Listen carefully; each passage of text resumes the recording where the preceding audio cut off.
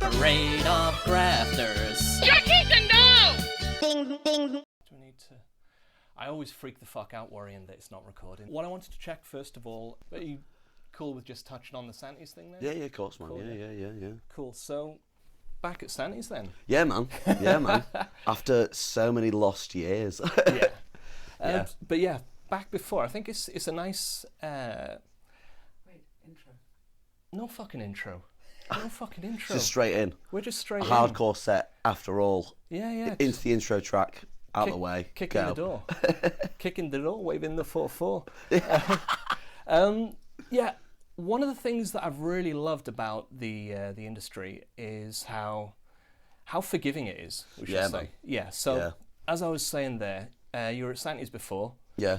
Got a bit wordy, got a bit boozy. Yeah, all got a bit boozy. Got a bit boozy, Yeah. got a bit out the door. Yeah. But you're back in the mix now. Yeah, man, yeah. Which I think is fucking great. It's Yeah, like, man. it speaks volumes about Dave to be able to see that. You Yeah, know? yeah, well that's it. Like, I mean, I had like 5 years in between. Oh, well, okay. maybe 5-6 years in between. I left and came back. I say left. Do you know what? I realised thinking about it today, I'm going to step all over what you're talking on. That's all right, man, it's all right.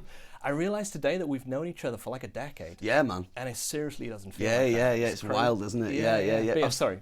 I was saying that to Seb the other day as well, actually. But so I've had 6 years in like the wilderness of the bartending scene of Leeds, which has been kind of awful because I've only ever worked in crap indie bars. Yeah. So, and I can happily say that, no problem there. But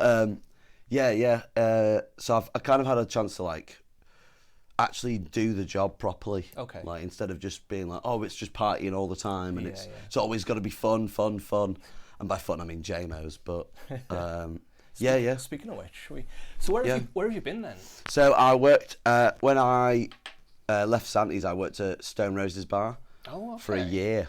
Wow. And I did 6 months no alcohol there as well. Okay. Because I looked round one night, I think it was like maybe 3 or 4 months into working there, and I looked round and I was like, wow. It's one of those places that like it feels like it's almost like a 24-hour garage. Yeah. Of sorts. It's like it's always there. It's always whatever time of night you can rock in. Yeah. You can probably get whatever you're looking for. I mean, I don't want to talk shit on a place, but I've never been there. I've never really known anyone that's worked there. Yeah, a lot of people work there and then leave the industry altogether because it is just like there was a lad that Tom. much. There was a lad Tom Hooton, yeah. He was my from, AGM for a year. Yeah, he was at Verve when I first met him. Yeah, of course, yeah. Which is where I ended up Sorry, after Stone Roses. It's quite all right, sir. To the Cheers. top. Oh, the first cut is always the deepest. Oh, dearie me. Yeah, Tom worked there for a year. Yeah.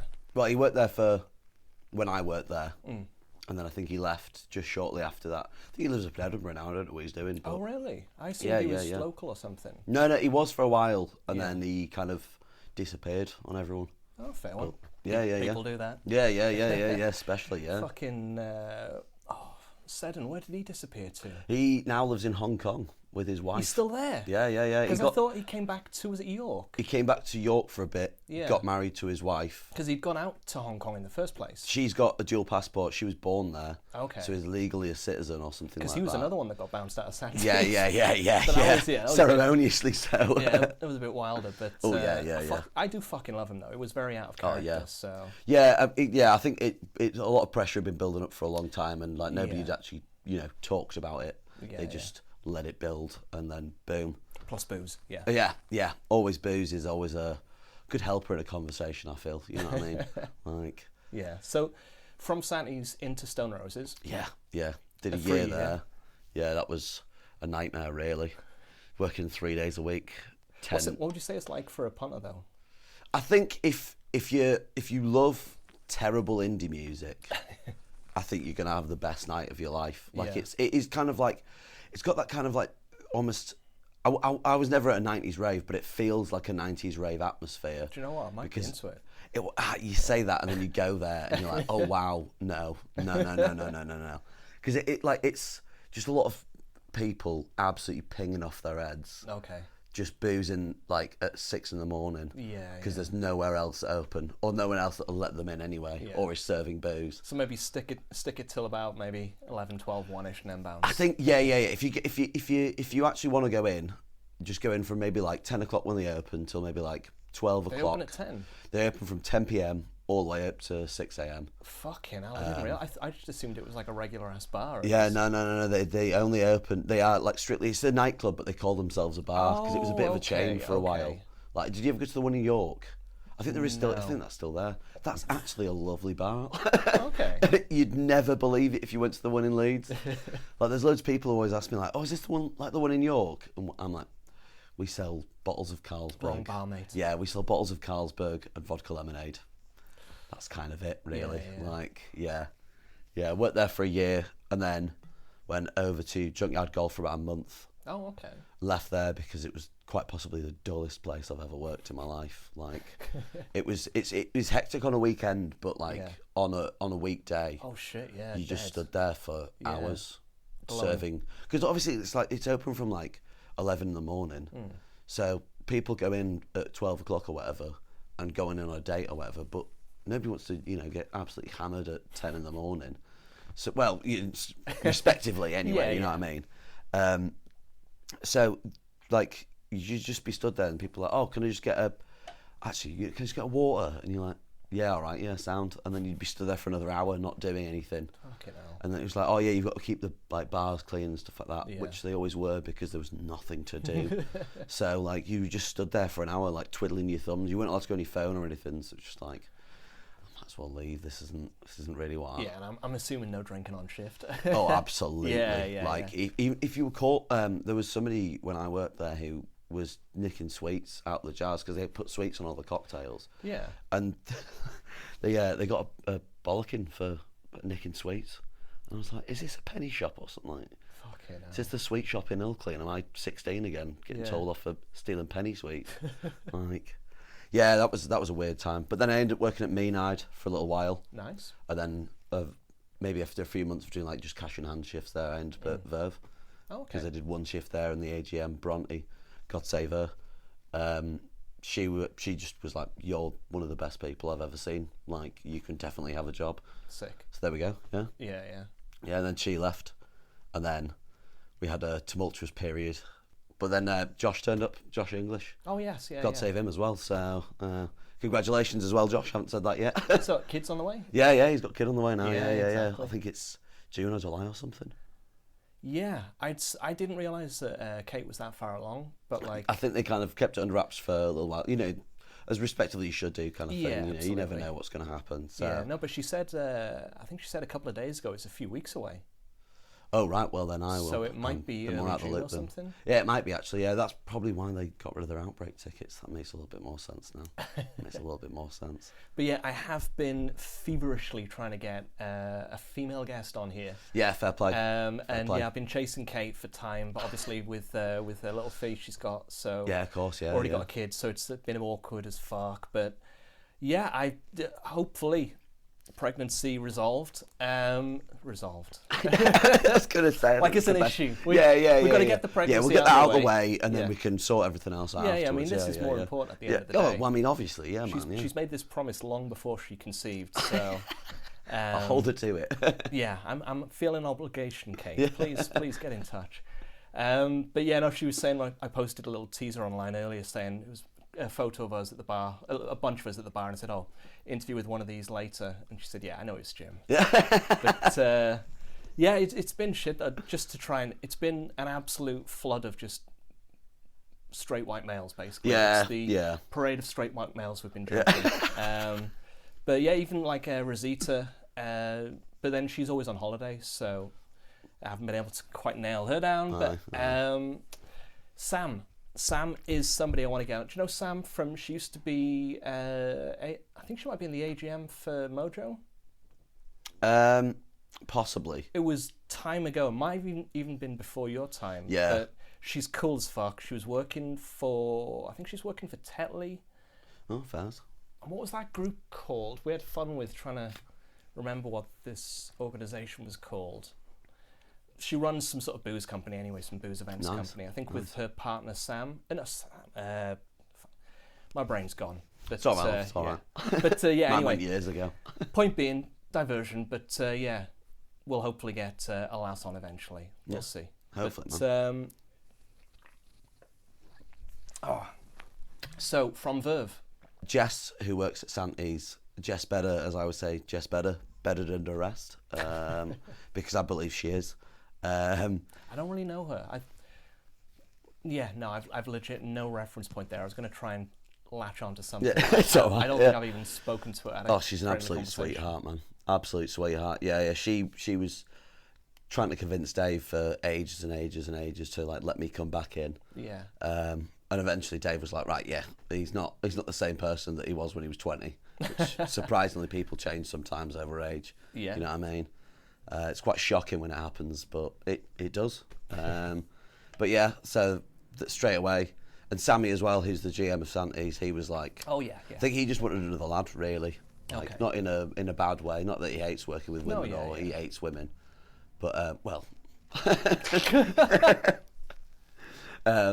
No, he was. I think he was just wanting another lad, really. Yeah, okay. He was like a bit more permanent fixture, because they've had star tenders and stuff like that. Always do the odd okay. shift there, but Do you know what? I haven't been down to Santi's in a few years now. I think after the reopen happened, yeah, I probably just ended up going to Grindhouse more. yeah. It's- Grindhouse is always a good time, to be fair. Yeah, Yeah, and I think it was just it's you go where your mates are. Yeah. Well, I feel like it's a little bit more spread out. There's a lot more sofas as well. It's a lot more comfortable seating in Grindhouse. Yeah, I but find. I always just sit at the bar. Well, yeah.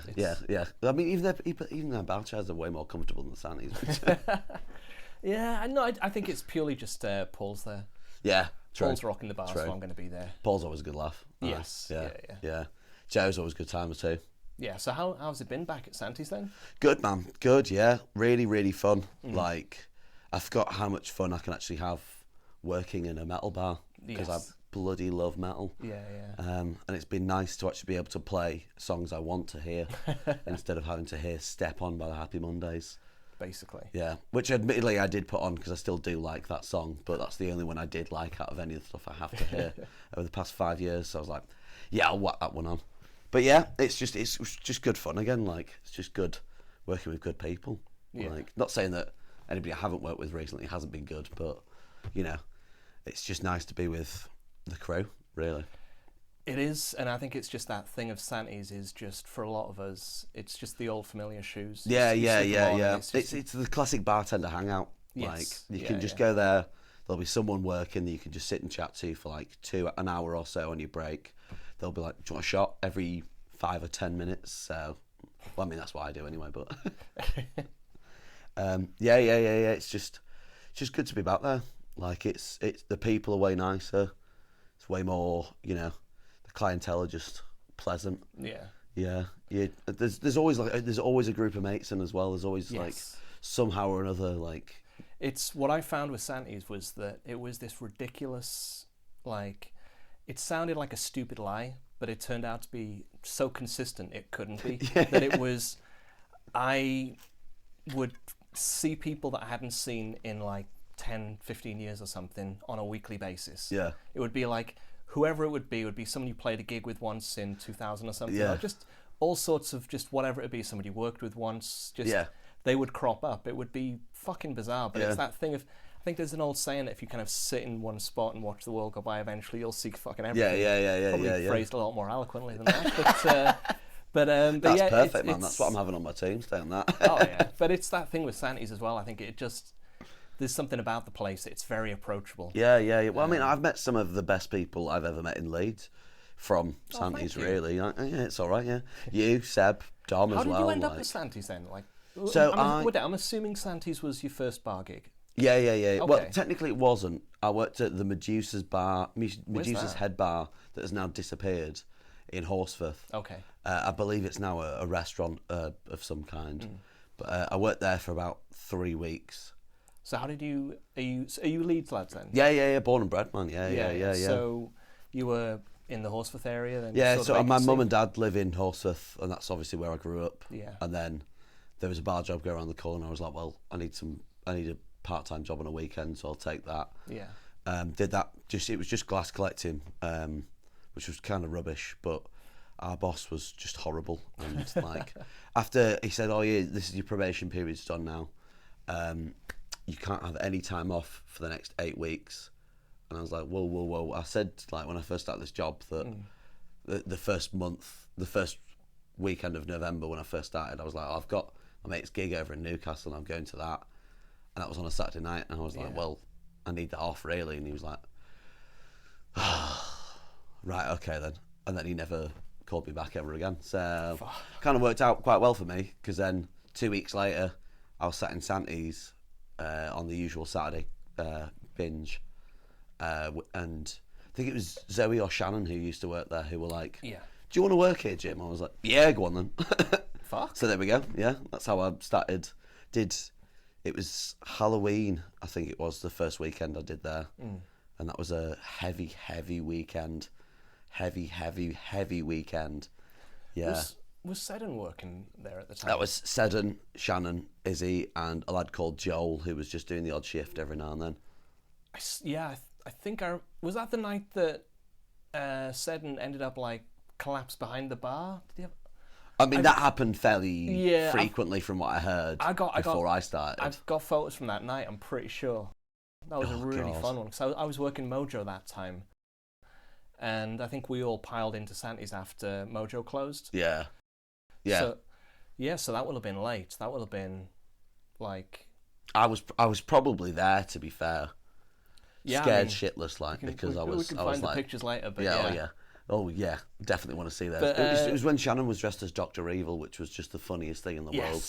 Like, she'd pulled that off so well.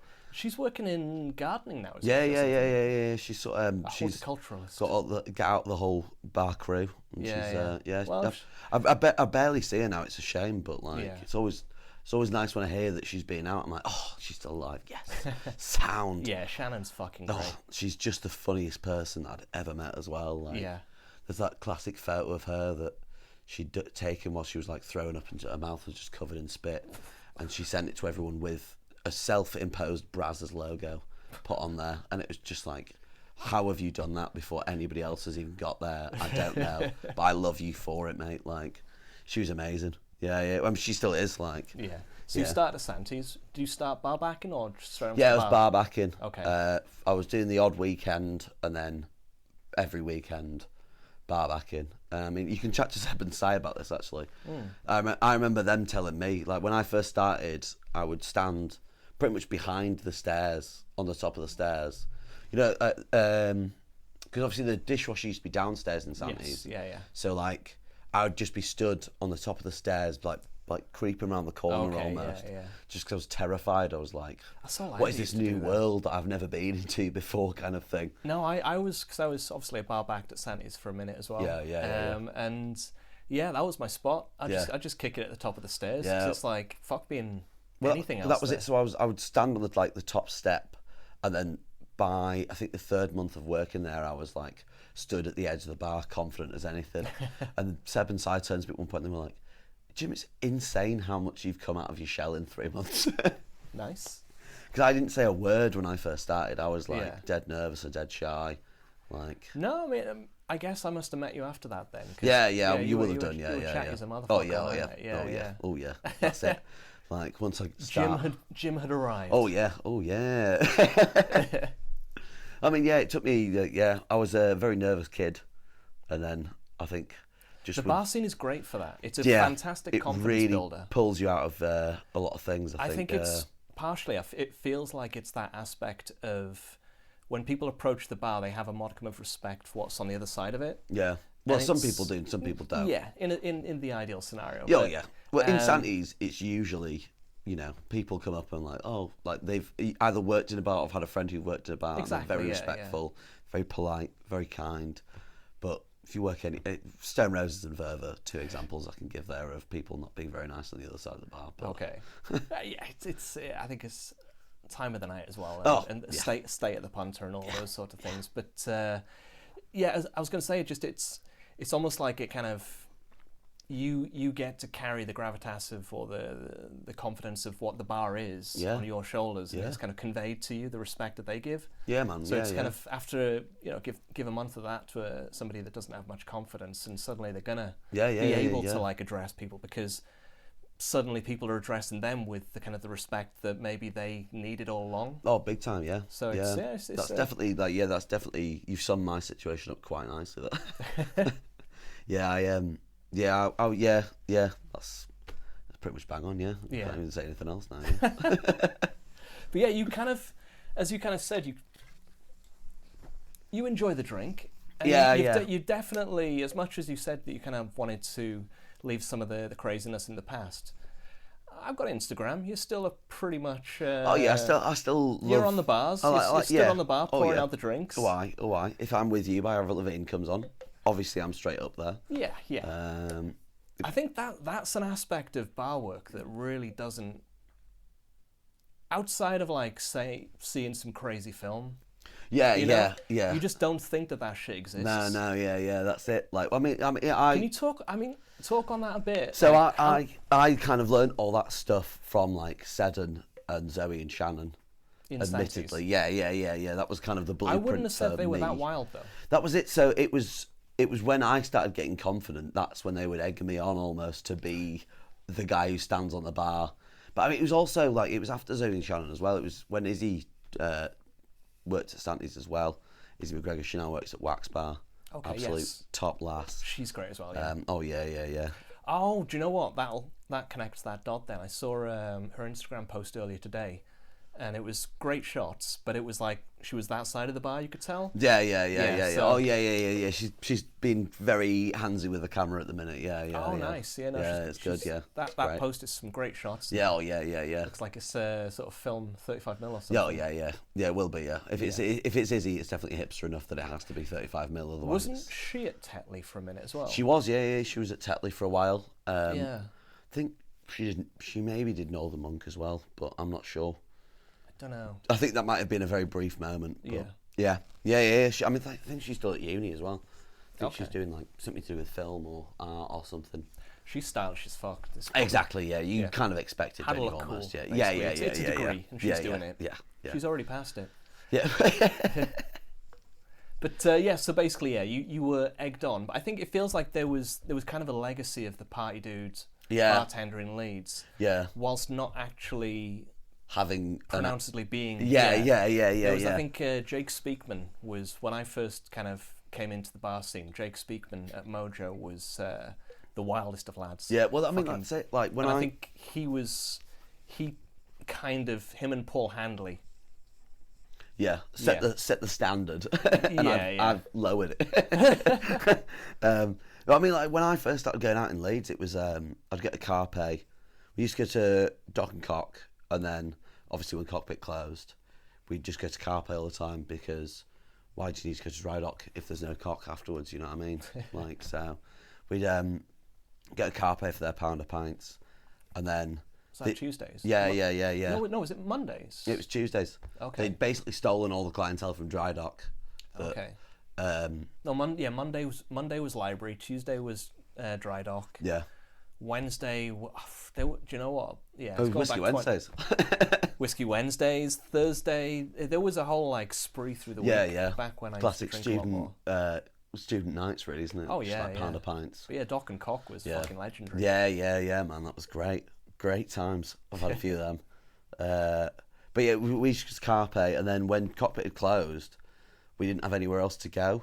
So we were like, well, let's go to that place Mojo's, because we all heard someone's dad talk about it.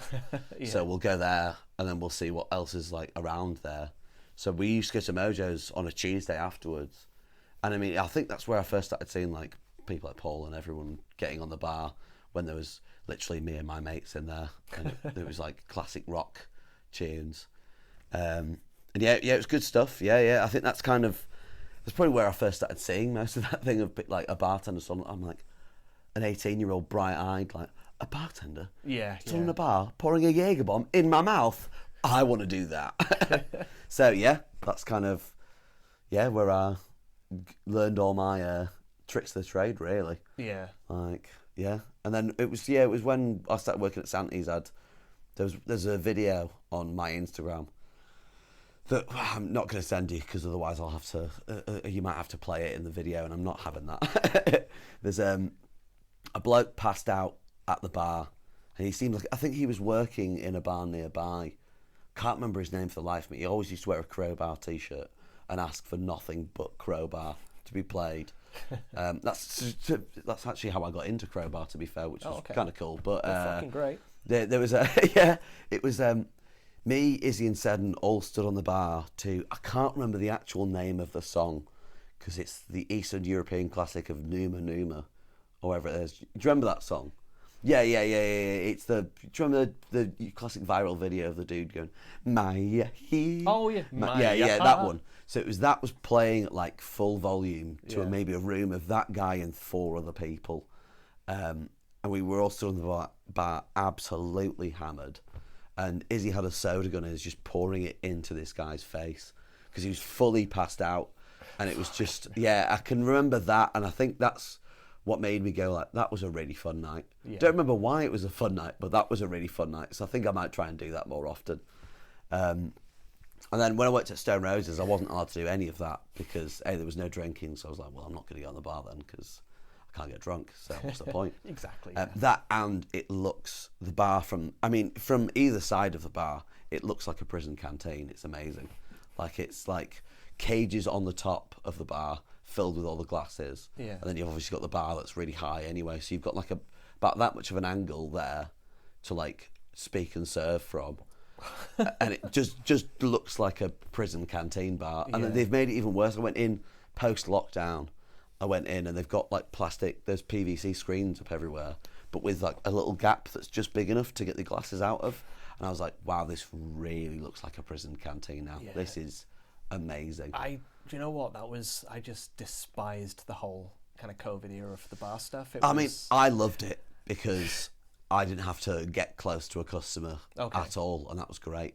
It meant I could just stand behind the bar. I was the other side of the bar by that stage. Yeah. Well, that's it. Like, I mean, I understand where you're coming from though, because whenever I'd go into Santi's or a bar that I want to go in, and you can't sit at the fucking bar. I want to go sit and chat to my mates, and that's then why I sit at the bar now. Yeah. I genuinely, for a minute there, I kind of was. It was a genuine thought. We might not be able to sit at a bar ever again. Like, it was that fucking weird back then. That it felt like that was going to be the thing. Oh yeah, man. It was rough. Like, yeah, man. Thank you. Because that was when I think Jess had just moved over to Santi's after she'd worked at Verve for a bit. And I wanted to go speak to her and be like, oh, how you find it and stuff like that. And I was like, you all right, mate? I'm going to sit over down by the the windows now because there's no other seats available. So after you've signed in. I forgot about all that. I know. I mean, there's so much we've forgotten about all of that stuff. Yeah. I mean, I'm not going to lie, I definitely signed in to everywhere I ever went into. I never took the piss out of the COVID system at all. Cheers, balls. When I went back to Cardiff over Christmas one of the years, I wanted to go to a gig. Oh fuck! I got to see Chubby and the Gang. Oh yeah. I was really I didn't give a fuck about them, but like I got a free ticket. So pal was like, shouts to Swellhead for that ticket. He said, oh, I got a spare one. Do you want it?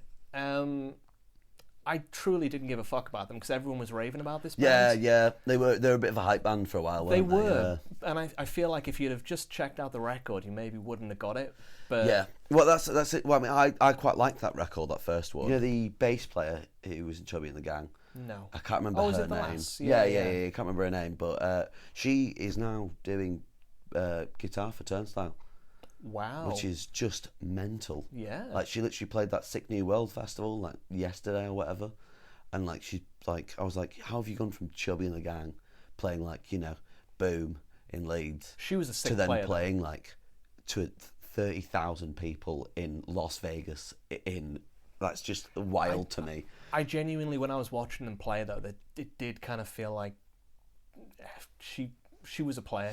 You could tell she was fucking decent. I saw her play in a band called Mere Mortal, who were like a death, sort of like thrash metal band. Yeah, Basically, it rings a Metallica bell. worship kind of band. Okay. Which is fine by me, you know what I mean? Who doesn't love a bit of Metallica? Fuck yeah. But they supported, I think it was Higher Power at their first album release, at Hyde Park Book Club. And she was just fucking shredding the whole night. And I was like, Yeah. that's so sick. Yeah. Just seeing anyone shred as hard as that, I was like, yeah, that's so hard. Yeah. Fuck me, I wish I could actually play an instrument. I just play bass, so. Yeah, no, it's you're a guitarist. I'm a bass player. No, you're not. I've had this conversation with many a person before, and it's been the other way. The last time I had this with a pal of mine, Sam, he was a guitarist that was convinced he was a bass. No, he was a bass player. No, a guitarist. Fuck, I'm an idiot. He was Guitarist convinced, who started playing bass, stayed with bass. he thought he should be playing guitar, but I thought he should be playing bass, and he gradually went into bass, and that's his thing. He's an absolute bass player. Yeah. It's a thing. I used to be able to, like, me and a pal Darren used to, my pal Darren's recruitment agency, I used to work with him, and we just had this thing whereby we'd sort of, somebody's name we felt could dictate the job that they were doing. Yeah. And it was like somebody had come through, their CV would come through, and it's like an art director or a copywriter, and Yeah. the name that would be with it would be like, oh yeah, that's a good copywriter name. Yeah. This guy's gonna be good. Yeah. You could just tell. It's sometimes there's Yeah. like a powerful name behind a person. Yeah. I think I've actually worked with somebody whose surname was Power. Rory Power. Always great. That rings a Always bell, great. but yeah. It just makes you think of the Simpsons episode there. Basically, every what's single time, the Max evil Power. boss? Yeah. Yeah, Max Power. One of the greatest episodes of all time. That line of like, when he gets him the hat. Yeah. He's like, Max Power. Hey, great name. Thanks. I got it off a hairdryer. Fucking yeah. So I'm going to do a Simpsons podcast next, I think. Yeah. I'm all here for that. I'll definitely be on that. Actually, yeah, there's going to be another one. I'm flying with too many ideas right now. Yeah. But one idea that I want to get flying is, because you can see I've got a fair bit of vinyl there. Yeah. The concept is that like loads of those 7 inches and records just aren't online. Like, they essentially don't exist because they never got online for whatever reason. Yeah. And we could just do a show where it's like playing all the shit that isn't available. Like, good quality of it, and like I'll have some of my shit, bring somebody else on, they can bring some of their vinyl. Yeah. And we just play rad records. Good shout. Rad Good wax shout. or something. Rad wax. Rad wax. I'll rate that. Rad wax, we'll call it. Rad wax, yeah. I've got another show, music show, want to do riffs. Riffs. Exclamation mark. Okay. Because obviously there's a lot going on in Leeds right now. Loads. I finally got to the spot in Armley. Oh yeah, Damaged Goods. You went with Seb, didn't you? Yes, You went to it was Flash, wasn't it? Flash. Yeah. From Spain, I believe. Basque. Ah, okay. Where's Basque. that? Sorry. My geography isn't great. No, it's cool. Is that as near fuck. Rawdon or? We talked on this with Seb when he was on. So Basque Country is an autonomous region in northern Spain. Right. That's sort of just on the edge of the France border. Yeah. There's a lot of history there. It kind of like I've got a book up there somewhere. Nice. The History of Basque next to Bruce Springsteen. There's this whole narrative of historical political persecution. They've got their own language that they were punished for speaking for a period in history. Cool. Yeah. Food-wise, it turns out there's more Michelin star restaurants per Like square area capita. space. Yeah. Than anywhere else in the Mad. world. Beer-wise, they've got like their own real sort of niche styles and loads of breweries. Sick. Culture-wise, musically, and that's Yeah. where Sebas. Helpfully comes in with it. His family were holidaying in Basque. I think it was his grandmother, he said, that was taking them there. So he would go there and he kind of, I guess, picked up on the local punk scene and what have you. Classic Seb, yeah. But yeah, so this Flash band from Basque, Nice. Seb was like, we have to go. Yeah, well, he said to me, he was like, oh yeah, the main guy from it was like, well, the lead singer anyway, was like in loads of bands that he loved as like a teenager, 20-year-old growing up in Spain. It was like, yeah, that's kind of mad actually. Like, Yeah, he literally just today, I think, or yesterday, Sebas dropped me a couple of links to... I think he probably dropped me a couple as well. Yeah, he sent me a couple today and was like, oh, you should need to check out these seminal hardcore Spanish stuff. I was like, yeah, what game was for that. what was the first one? I can't remember. Subterranean Kids. Yes, Subterranean Kids. Yeah. Cool as fuck. I've really not checked it into out that. yet. To be fair, I was. It's like a 48-track discog. Oh my god, And yes. the other one is. Is a it band... like 59 minutes or something like that as well? Yeah. And the other one is a band called E150. E150, right? Okay. E150, which is the food colouring in Coca-Cola. Oh, cool. But Classic punk name there.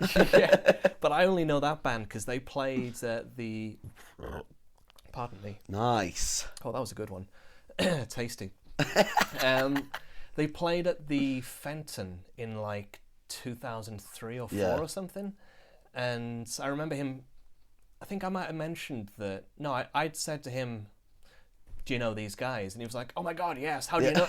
How do you know these guys?" Yeah. And like within minutes, I'd like found the 7-inch of E150 and sent him a picture of Class, yes. But yeah, so I love chatting old punk with Sebas because he's just. Oh man, like I love chatting punk with Seb. Like that's how we kind of bonded. Like it's weird. I don't think he remembers this at all, but I met Seb about 3-4 months before I actually started working at Santi's. I remember it very clearly, even though I was very drunk, because I used to have a battle jacket full of like NoFX and punk patches that obviously Seb's gonna have a wet dream. Do you know what? over I've all never those heard time. it phrased as that. Battle jacket. Yeah. It's great. So that's the your That's jacket the new with all term. the Yeah. patches. Yeah. I think that's like it's become a bit of a new term, and I'm fully here for it. I'll happily call that my battle jacket. 'Cause I'll wear that to war any day. In the pit. It's what a war is, isn't it? Really. Fucking hell! Did you go to that Code Orange gig at Boom? I didn't. I went to go see a band called Narwhals that night instead at Broodnell. That was a mistake. Yeah. Did you go to Santiago's afterwards? Sorry. No, maybe. Yes. Did we? Yes, we did. Oh, okay. Yeah, you were there, I believe, with someone from Pale Horse. Yeah. Yeah. Were we? We were with James. Yeah. Yeah, you were. There we go. I remember because I turned up with the lads from Narwhals, and I think I bumped into you, and you were with Jung, I believe, as well. And they were like, "Oh yeah, we've just been at Code Orange." I was like, "Oh, we've just been at Narwhals." And yeah, we all kind of swapped stories, and everyone was like, "Yeah, that Code Orange gig was violent as hell." It was ridiculous. Yeah. It was literally like the most violent gig any of us have ever been to. Yeah, I've seen the footage, and It was just, I've seen the footage was edited. It was I know. There Was stuff taken out. Yeah, which I think is probably not to incriminate some people for what they did. It was straight up like people just. Oh yeah, because there was clearly like pre-existing beef in the mix, and it was as soon as the first classic hardcore, really, isn't it? As soon as the first note was hit, somebody just went at somebody, and it was, yeah. I knocked a kid out. Yeah, I mean we've all done that. It was. I went to a gig recently. I went to go see a band called Punitive Damage. Played Temple of Boom. Really good. Vancouver hardcore. Right. I took my little brother. It was his first ever like proper hardcore gig. Oh wow. I've started getting him into. I've made him well. I've started getting him into sort of heavier music recently. He's a big hip hop fan. It's like obviously kids are nowadays. That's the driving factor of music. What did he make really. of it? He the first band was called Blood Feud, who are a really good like fast hardcore band, fairly newly started, just like 1 minute tops every tune. I'm like, perfect, let's go. That's all we need. 30 seconds of really fast stuff, and then all of a sudden like a really slow riff. I'm like, right, get me side to side, let's have it. But when they first came on, I was downing my beer, and my brother was like, "Are you going in the pit by any chance, Jim?" And I was like, "Maybe." But their lead singer was like, "Oh, there was a band playing called Distort, and they had like they were fairly, I think they were all like maybe like 18, 19, like proper kids playing." I was like, "It's good to see young people playing hardcore again, really." Yeah. But when they were playing before, like. Because there was they brought loads of their mates or whatever, who were all obviously 18, 19. Yeah. Some of which were dressed in like ICP makeup, and I was like, whoop, whoop, here come the juggalos. Yes. So, but their lead singer, Blood Feud, was like, all the older boys, let's show these kids. Let's show how we do it. Kids, move to the back. Let's show them how it's done. So I was obviously down on my being going for it then. But my brother, like, straight away, at the end of the gig, as soon as Punitive Damage were like, thanks, that was our last song, have a good night or whatever, my brother turned around to me and went, incredible. Brilliant. Incredible. Yeah, and I was yeah. like, yes. That's You the are thing. hook, line and sinker now. Yeah, yeah. I've shown you enough stuff that you've gone, yeah, this is pretty cool, but I've never really believed him until that moment. I was like, Yeah. yes. That's the thing. When you first connect with, like, something of that nature, Oh, yeah. it's Yeah. insane. Well, that's how I first met Seb. I was wearing my battle jacket in Santi's that was rudely stolen off me at Key Club a few weeks later. Oh, shit. And then the bloke had the balls to turn up 2 weeks after that, wearing my jacket, As if you'd steal that. Yeah, because that's and such a had fucking... cut all the patches off, but had left the threads in. So I was like, that's my jacket, mate. And he went, no, it's not. I found it on the floor in here. And I was like, yeah, that's my jacket. And he was like, no, it's not. I was like, you cut all the patches off. How can you tell? You've left the threads that I sewed in myself, man. Dickhead. Like, you can sod right off. Didn't give back though, but it's all right. Yeah, fucking... Is it what it is? Is what it is. But yeah, so Seb, yeah, that's the thing with those sorts of things. The amount of times through my youth that you'd, like, see the identifier. Like, for me, I remember a friend of mine, Jenna, the first time I ever met her, I was putting on gigs in Cardiff, late 90s, and I just saw a Victory Records patch on her bag, and I just chased after her and said, look, hardcore gig, do you want to fly for it? Yeah. And it was like, that's how you met people. Yeah, That's, yeah. Like, so many of my friends, we've got, like, the origin story of, oh, you just reached out because you liked the shirt, or whatever it would be. It was like, you just see somebody. Yeah, with that's how I something. used to make mates all the time, because like Yeah. I'm an absolute music nerd. That's all I really have ever cared about, and like that's like as soon as I'd see someone wearing like a band T-shirt, that I was like, yeah. I don't even care if you don't actually like the Clash. I'm going to tell you that they're a great band. You should listen to them anyway. That was it. That's how I met Seb. I was wearing my battle jacket, and he was like, "Yo, like your patches and stuff like that." So like we just kind of got sat chatting, and turns out we were at like the past 4 gigs we'd both been to were the same gigs we were both at, and it was mental that like it's insane. That's what I love about Leeds, though. Really, like. It doesn't matter if you're in a certain type of if you're into a certain type of music, you will find someone within 2 weeks that you've been to the same gigs for the past 6 years for. You know what I mean? It's just kind of wild. It's a weird city. It's like it's got this. Well, it's different. It's supposedly one of the, I'd say, top 5 UK cities for kind of size, I guess. I mean, yeah, but at the same time, you can walk from the top of town to the bottom end of town in like 20 minutes. Exactly, like, it's a perfect. small fucking city, and it's a small city geographically, but also, as you say, people-wise. And I think that's reflected in the bar scene as well. It's as much as Manchester's got a fantastic bar scene, it feels like Leeds is so much more predominantly independent, or at least fostered with independent groups. Yeah, I'd say independent groups. Independent groups, but also, you've got the districts of the world. Yeah. Spots like that. There's just that community. Yeah. It feels like it's raised itself up in that manner, and it's been that established that people can just make their own and become a part of that community. As Owen has done with... albeit he's out in Bramley. Yeah, but he worked at Santi's with me for a while as well. Like, and me? That's how I first met. Yeah. I mean, I think there's a bit of a crossover there as well. Like, I think you were doing glasses at the same time as. I might have been for a short time. I worked the bar as a bartender in Santi's. Yeah. And you might have been back in then, but I mean, I don't. Let's have a sip on this quickly. Yeah, go on then. I just want to have a quick... We're going to have a segue into a beer. This is this year's, Hop City beer. Oh, yeah. It's a Northern Monk beer, and Northern Monk do their Hop City Beer Festival every year in the summer. They've just had it this past weekend. Shouts to Cal. Cal, who organises the whole shebang. From all accounts, it was an entirely fucking... brilliant weekend. Yeah. I mean, I saw Seb on Friday and he seemed to have enjoyed himself. I think he had a pal that Seb only gets involved. Ooh, I caught a whiff of that. Fucking hell. He gets involved in, whenever he's down the bar, it's because he knows someone from Spain that's there.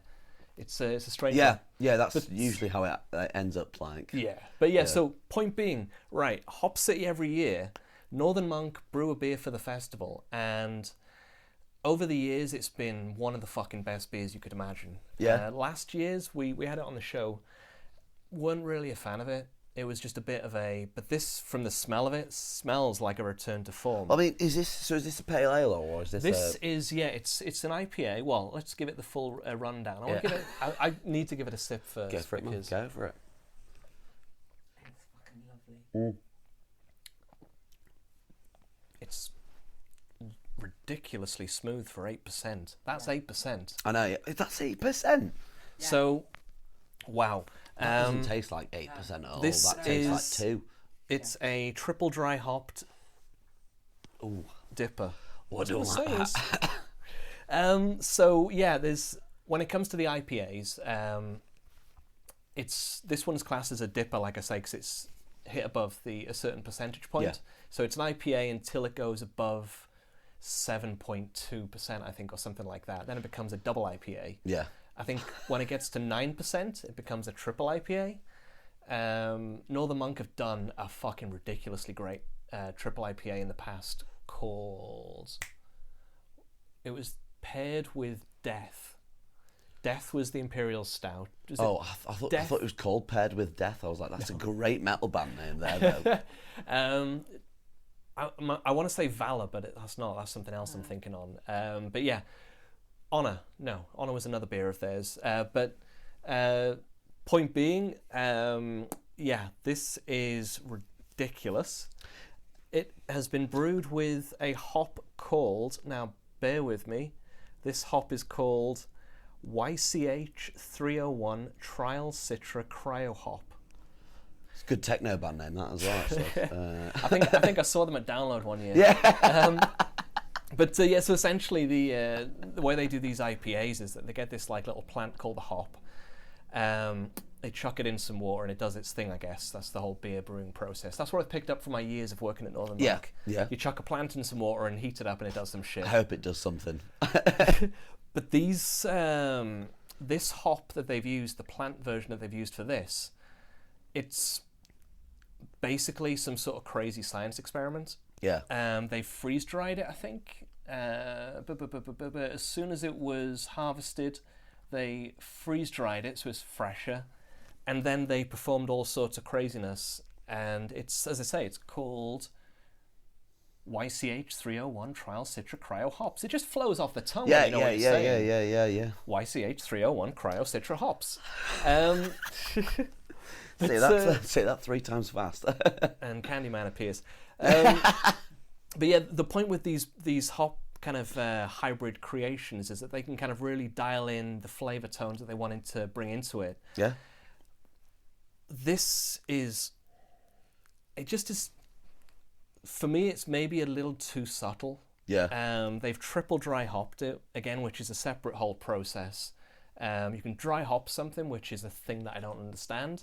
Then you can do it to twice the degree, and that's known as double dry hopping. Okay. And then you can do it, I guess, to a third degree, and that becomes, say it with me now, Triple dry hop. Northern Monk, as a brewery, really, for my sake, made their bones with the dry hopping process. Specifically, the double dry hopped double IPAs that they've brewed in the past have been basically some of the best in the world. Okay. And I don't think I'm being a dick for saying that just because I've worked there. It's like they really have created some fucking special brews. Not just special brew, although it's punching up a similar percentage for some of them. It's just, I think what they've done in the past has always been such an insane caliber that it's almost like it's an impossible task to keep up with it. Yeah. But this, I think It's going down smooth. it's ridiculously So smooth. I'm not gonna lie. I'm gonna go on record here and say that I absolutely despise all IPAs, and I don't know why I've never it's never. Oh, sorry. No, it is nice. It's really bloody nice, isn't There's it? a sweet back end to that flavour. Yeah. That's Like, insane. I mean, when I was first starting drinking, I was exclusively Alka-Pops and like nothing else really, Yeah. or cheap. Blue Wicked. Yeah, Go Blue fuck yourself. Wicked, Yeah. bit of hooch, You know, the other usual suspects in that sort of range. But yeah, I've never really got into IPAs myself. Every time I have one, I'm like, I just don't like this. But this is actually back. But the thing is, because when they have them in Santis as well, it's like they'd have the cans, but they'd be like £8-9 a pop. Yeah, and you're not gonna no have one's that. no one's unless you were like North Bar, where you can, you know, sell people on the idea of, Yeah. you know, oh, this is a really nice brewed like can, it'll actually taste really nice. Whereas the people at Sandy's usually like, I drink White Claw and Jameson, so I'm not really the best one to ask. Like, I mean, like I've noticed that Sandy's in general have stopped selling as many like special IPAs. It tends to be more just lagers and the old alcohol pops and stuff. That's your demographic. But I mean, that's it. Like at the end of the day, like it's probably going to make more money doing that. Like not to discourage anybody from getting into the IPA field or anything. No. It's you know, it's the sort of bar that it is. Unfortunately, I know that from when I worked at Santis, we'd have Northern Monk beers that would just sit in the fridge months on end, gone out of date. Yeah. So it's I think that's been happening for a long time. I think it's there to like cater to the odd few, but that's the problem. Is like there's too much selection then for the odd few. Although they you know did, what I mean? I remember Santis did have the Northern Monk did a collab with Sharknado. Yes, that was involved. Yeah, that's the sticker from the can is still stuck up on the back of the bar. Oh, cool. Yeah. Well, did you hear the story about that? No. So, what was the last from those films? She was in American Pie. Oh, you bastard! I know her. She's an absolute character. Tara Reid. Yes, thank you. Her Instagram is, by the way, Goldmine. Essential. Essential. Right. Okay. Essential. Okay. Yeah. Basically, Northern Monk did a collaboration for Sharknado 5, I think it was. Yeah. And the best installment in the franchise. Goes without saying, it was my favourite, hands down. Yeah. But unfortunately, Tara Reid did not like the idea of her face being on the side of a can of booze. And because I guess her likeness, the contract she had, they basically fucked up.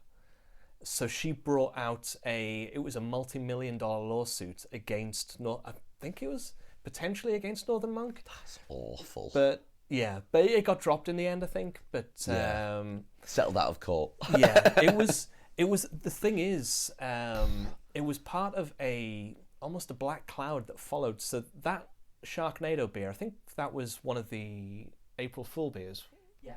It was every year. The thing is with Northern Monk, every April Fool's it rolls around, and everyone in the world puts out their posts to social media saying, "Hey, we're gonna do this," and Northern Monk put out their thing, "Hey, we're gonna do castor oil IPA or whatever it'll be." Yeah. And then a few weeks later, they actually then release whatever they were fucking about with. So they get all of the clout from. I'll rate that there. That's good business. The thing is, though, this is what has frustrated me for years, is that they've done this. This is like what they've done as a pattern, year on year. Every fucking year, they'll put out something that's like, oh, ha ha ha, all well and good, and then it actually fucking comes out. But people consistently fail to connect the dots that when they say we're going to do this, that they actually do it. Yeah. And what they were doing was time and again really fucking smashing it out the park. They did a collab with, what was the relish company based in Sheffield? I couldn't tell you that, I'm not going to lie. Is it Henderson's? Henderson's Relish. They did a collab with Henderson's Relish, and it was a Bloody Mary stout. We started selling it on the Friday. We opened the bar, and it was it was the fastest selling beer we've ever sold. Fair play, yeah. Sold like about 300 tins of it from the bar on the first afternoon, and there was so many instances where it was like these beers that they were putting out were just fan favorites. They were fucking outrageous. But time and again, there was, as I said, this black cloud that seemingly followed the experience. Henderson's got like a bit of a backlash for the sake of not collaborating with a Sheffield brewery. So, we're all Yorkshire, but like apparently it was the Sheffield Leeds disconnect was enough to kind of create some sort of worries. And as I understand it, Henderson's stopped answering Northern Monk's calls when they were trying to get a rebrew sorted for that.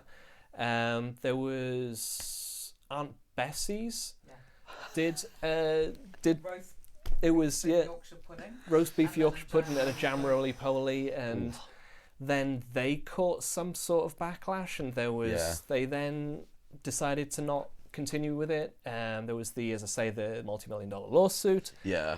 And I think there was one other as well that happened. I can't remember what it was. Did Seabrooks kick off though? I'm thinking of the negative ones though. Yeah. No. But I mean, Seabrooks is Scarborough, though, isn't it, as well? So no, it's Bradford. Oh, is it Bradford? So it's Yeah, even more like. No, I think the Seabrooks collab was fine. the Seabrooks collab was without issue. Although the cheese and onion lager was fucking horrendous. Yeah, I think there's the issue there. But they also did a prawn cocktail goes, which is a kind of a sour style of beer. And I could see that working though. Like It that really makes sort did. of some weird sort of sense. You know what I mean? It's so off the chain that it does. it actually really worked as a goes for the style of beer that it was, and it kind of tasted of like the Toms, those crisps. Yeah, Tomato like Toms. Tom Bears, like. No, wait. the pom poms you think. Oh of. yeah. Like Tom's tomato flavored little balls they are. Oh yeah. But So it legit tasted like that, but it was fucking great. Well, that's basically a prawn cocktail, isn't it? Really. Yeah. But yeah, so it's Northern Monk have definitely had their That was bloody lovely. issues with that. But yeah, this is fucking delicious. Yeah. I think it's, as I say though, I feel like as much as the hop is probably ridiculously fucking great, it feels like it's a subtlety that's kind of lost on this. It is a collaboration with where are they now? The guys that produce the hops, Overtone Brewing, Other Half, who are based in Brooklyn, I think, and Yakima Chief. I always struggle on pronouncing that. Yakima Chief, who are basically the hop kings of the world. They supply like all of the sort of the top level breweries with the best of the hops. Mad. So I think Northern Monk have just got like a strong connection with those guys, and they've hooked them up with these fantastic little plants. Oh, yeah, they're bloody lovely stuff. Yeah. I've never really got into IPAs myself. It's always been quite off-putting. I don't know why it is, but like I've never. Every time I It's have a one, thing. every time I have one, and I'm like, I was just don't entirely get the same this. until I worked at Northern Monk. I was like, go fuck yourself with those stupid beers. Well, So- it's not even like stupid beers. No, they are it's stupid. Every They time are I have ridiculous. them. Again, I want to do another show where we just drink beers. Smashing Dafties, that was going to be called. Smashing Dafties. Well, because they're craft beers, it was going to be Smashing Crafties, but Dafties sounds more fun. Yeah. It's like you can have a laugh. But they're fucking daft is the point, because these beers are ridiculously daft. Yeah, it's like a weird subgenre kind of thing, isn't it? Oh, of yeah. like, oh no, we're neo post crust. Like, what on earth does that mean? But it's almost like as well, what I found in business, as in bands, as in basically everything in life, Yeah. when you scale up, if you're like in a very niche existence, scaling up isn't necessarily the best thing for you. No. And going to a larger size can sometimes fuck people that are doing things on a smaller scale. And it feels like the craft beer scene really is catered to kind of staying at that smaller scale. Yeah, it is more of like a niche, insular sort of scene thing, isn't And it? so it almost feels like you have to be in it. You have to be really fucking in it. It's like talking about hardcore. Yeah, It's like I was literally about to say that. It's almost like the Leeds hardcore scene. Like. Well, I'd say it's like hardcore full stop. It's me and my friend Jim Bob were talking on this a while ago, and we'd kind of essentially jumped on that if you were to like say entry-level hardcore, say Biohazard, it's like just somebody comes in, I listen to hardcore, it's Biohazard, but then there's just so many other layers to everything else, and it's just I mean, how do you kind of sell a band like Dillinger to somebody that doesn't know hardcore? You've got to go in at Biohazard. Yeah. You've got to then find sort of the more metallic-y stuff. You've got to then find the more genty stuff. Yeah. It's a whole process. Yeah, well, And it's the same with beer. Oh is the yeah, point. big time. Yeah, like I think that's why I always hate like people who like gatekeep or get like are like, Yes. oh, we didn't need these gateway bands. I'm like, are you kidding me? Like, or did you just suddenly find, you know, Snapcase all of a sudden one day on your walk to, you know, from Meanwood to like the centre of town? Did you discover Snapcase and like, oh, metalcore's the thing for me now? Like, no, you definitely like heard Bring Me the Horizon, and then slowly but surely, through friends or through other things, have found these bands that like actually, you know, formed a pathway for these people. Like, yeah. Yeah. It's a thing, but yeah, I think in Leeds, we have genuinely got a great city, and when I like rock up to Boom, when I went to Damage Control, it's like there was no pretension there. There was no like sort of us and them or what are you doing here or stares. You know, it's like I'm just some fucking old dude in his 40s rocking up, looking like whatever I look like. Whereas knowing no one, like, you know, this is it. So like when that's why I love the Punitive Jammers show, because when I took my brother to that, I was like, this is actually a perfect gig for you, because there is like a bunch of people here who are all, you know, don't give a shit about anybody else. Everyone is here to see a different like local band / the headliner. Whereas if you, I'm taking my brother to go see the Flex in a few weeks' time. Oh, sick. Because they're playing Boom, and like I'm a huge fan of the Flex. I love them. I think they're great. I think they've influenced hardcore worldwide, and a lot of people haven't really acknowledged that. Really? Yeah. Oh yeah. If you listen to I've slept on what they've been doing because I guess they've gotten so big and it's like it's not ruining my world as much now. That's it. Like they're not even that big. That's my favourite thing. Is that They like play though. I mean, they've played the States, haven't they? They play all the time, and they're always like hammering away at doing a show. Or who's in the band now? Andy? I think everyone who was on the first LP is still in the band now. So Liam Fox, Andy Jones, Sam Fucking Laycock, hell. and all that. Like, yeah. As if Andy is such a great lad. Oh, absolutely. Liam is like, as well. Lovely lad. I mean, I don't really know the rest of the lads, but I've met Andy a couple times. Yeah. Just like bumping into him at shows I only, and stuff. I only knew He them seems kids like lovely. when I was in bands, like sort of jumping back sort of 10, 15 years. But like, yeah, all them kids, cool as fuck. Andy used to do a really cool Instagram page. The film one? Yeah. Yes, that was fucking class. I wish he would do that again. I mean, like, I think he just got fed up with it. I think he Okay. was, it's one of those, you know, like, one of those things that you do for a while, and then I think a lot of people started taking it a bit too seriously. I think he was being like, well, It was just good though. yeah, but, that was it. He like gave really in-depth, like, We're gonna have to like I'll put a little yeah. I'll try and remember, unless he's like deleted it off the internet. But I think he might have done actually, to be fair. oh motherfucker! Because I believe the last few posts were all about how he was just gonna talk about Paul Blart Mall Cop every week. Okay. Which, you know, It's a fair one. If you're into it, you're into it. I mean, I have never actually sat I'm more through of the whole thing. I'm more of an observe and report man. You know, it is what it is. But Same here. Absolute underrated gem of Seth Rogen's career, that is.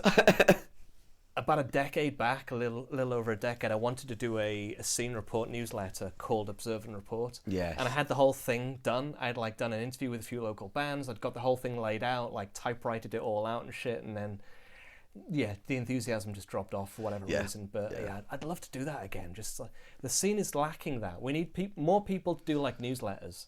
People don't like talk about the scene, really, you know what I mean? Especially like, well, I mean, for me anyway, like the only bands I really go see now are hardcore bands. So like, there's not really that conversation really going on in Leeds at the minute. Which, well, I mean, not that I've found anyway. There might be somebody talking about it, but I just haven't discovered it. You know what I mean? I think it's just too fractured. It's like It is. I mean, like, but that's the internet for you, though. Like, Yeah. everyone's trying to find their own little niche. But then, and like, when I went to Damage Control, I was chatting with an old friend of mine that I happened to see there, and he was talking shit on Boom, and he kind of felt like he's kind of an older punk, and he kind of felt like it was a bit too much of a youth club, and that they were kind of. like, what's the problem with that, though? I know, Like, you and what I mean? that's my Like, thing. Is like we were all at he- that point, but at this- some point yeah, or but another, I think children. this guy, you know, I'm not going to say he is what he is. He's a little bit of a sort of cynic, but and he's got his opinion, and I think it might be slanted in for some other reasons. But like, as I say though, it's like that. I guess. Like, I mean, it's, at the end of the day, Boom has what I've seen a lot of gigs there when it's just like a lot of fucking kids. yeah, But I fucking love that. There's NA. what negative approach? No, NA political, I think they're called. Shit, did I get that wrong? I don't know if I'm familiar with them actually. To be fair, There's some scrappy punks that I'd seen from. I think they're from like Bradford area. I can't remember the fucking name.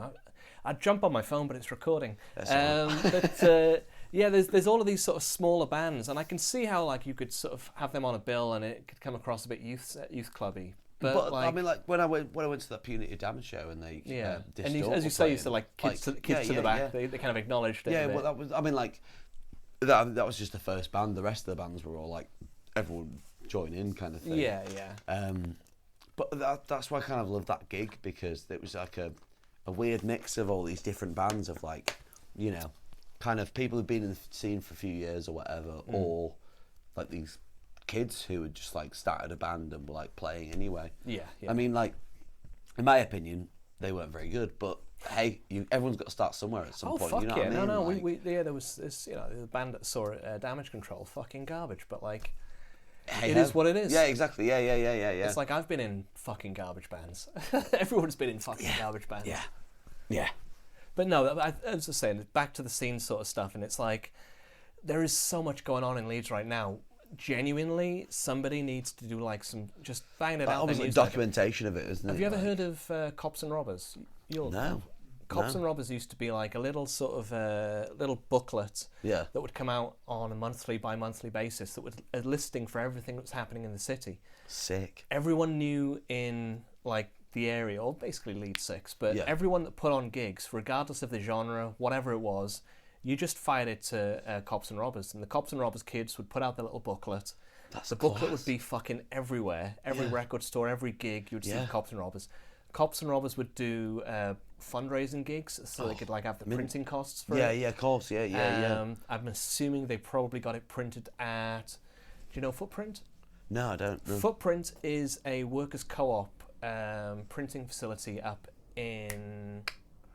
I think it's up towards Hare Hills, sort of neck of the woods.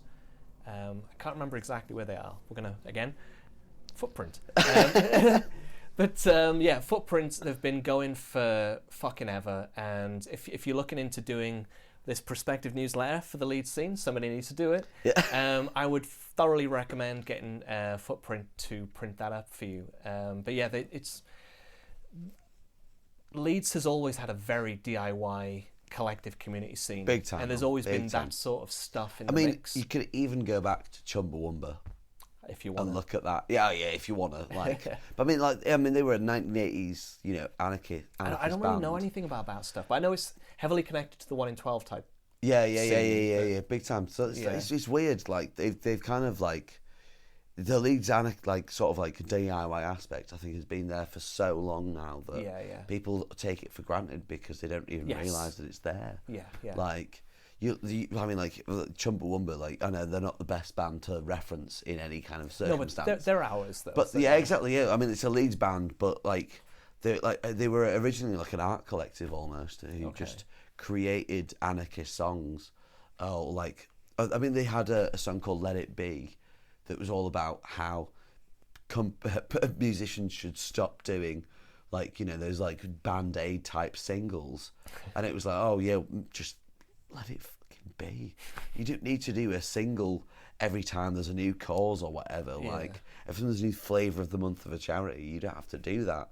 You can just let it be or do it yourself. Yeah.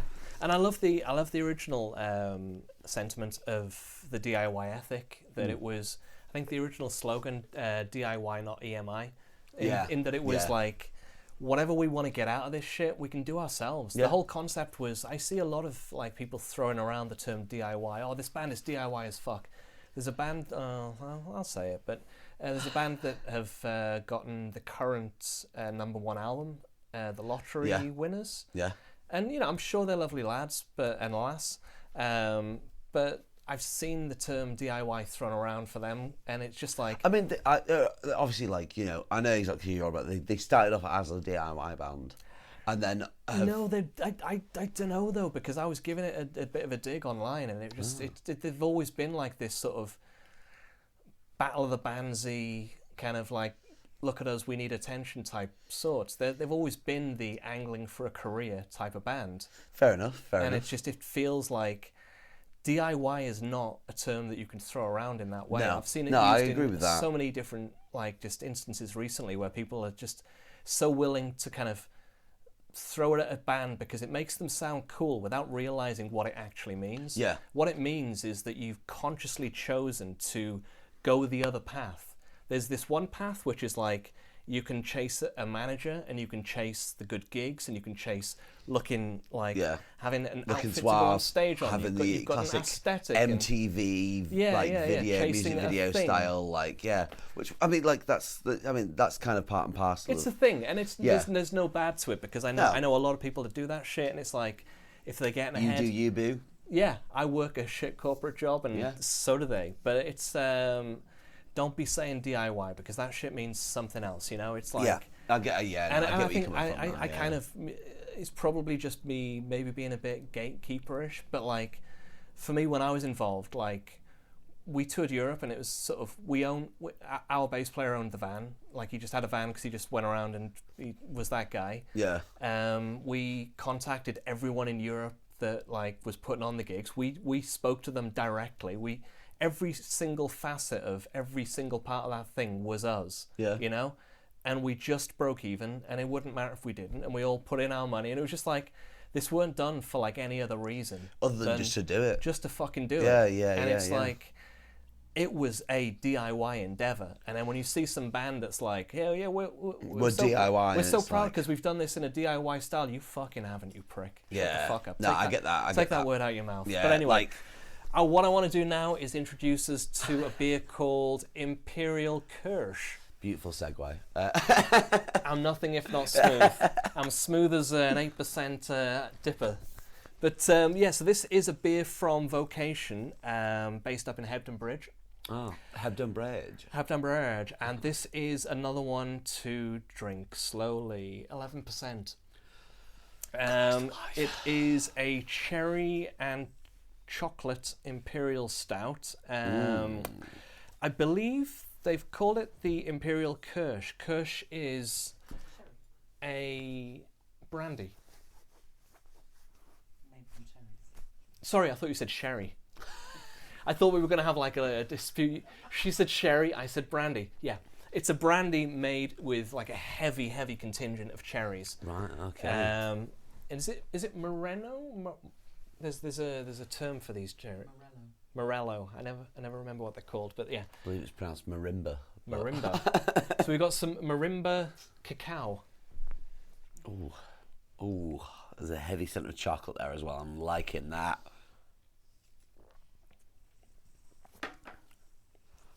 That is cherry as fuck. It tastes like good church wine. I was going to say it tastes like really good cough mixture. Yeah.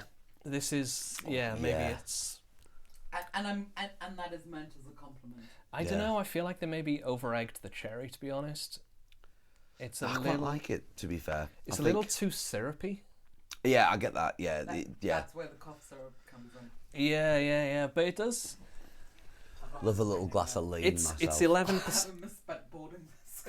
It's 11%, and it entirely again does not taste it. But with the beer. I'd say beer. What's it exactly called again? A marimba? Did I say? This is it's an Imperial Kirsch. Well, it's an Imperial Stout, but yeah. Oh, the Imperial Curse. Do you know what? I've got this as well. I want to crack open just because. What on earth is I know. that? I've had looks it delicious. I've had it on my Red. shelf. Me and my mum went to Croatia on holiday. Oh, nice. And nice. So I brought this back, and I have no fucking idea what it is beyond its labelling as some sort of strawberry liqueur. So hopefully, Homemade. Nice. they say that, and it's got this Croatia 2022 on there. Class. We'll see what happens. I'm good for this. What is your deal with regards to dealing with the hangovers? Because you've rocked up today, kind of fucked up. Yeah. 3 days on the piss has really trapped me well.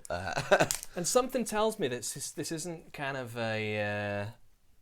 Oh, it's an entirely new thing. I was going to say it's not an anomaly. It's something of a recurring theme. So, what would you say for the hard-wearing, battle-weary bartender is the hangover cure I'd go for? Well, I'd say more from just like a lifestyle perspective. Is there like an approach to the morning after that you have? Is it like maybe even just do you fuck with vitamins? Do you drink water the night before? I'm assuming no on both. It's a no on both. Yeah. For the vitamins and the water the night beforehand. Is there like a takeaway that you think, shit, I'm going to swing by Raj's on the way back? No, I always like... Covered in red. I've got red on me. Yeah, there we go. There we go. Sorry, Tom. I'm a huge fan of getting fucked up. I know. Fucked up and then making like loads of really, really healthy food the next day. Wow, okay. And then just eating that before I go to work. Or if not, then I'll end up having a Greg's. So. What's healthy for you then? I usually like make a curry. Oh, okay. Before I go. Cheers. Cheers. Let's see what this is saying.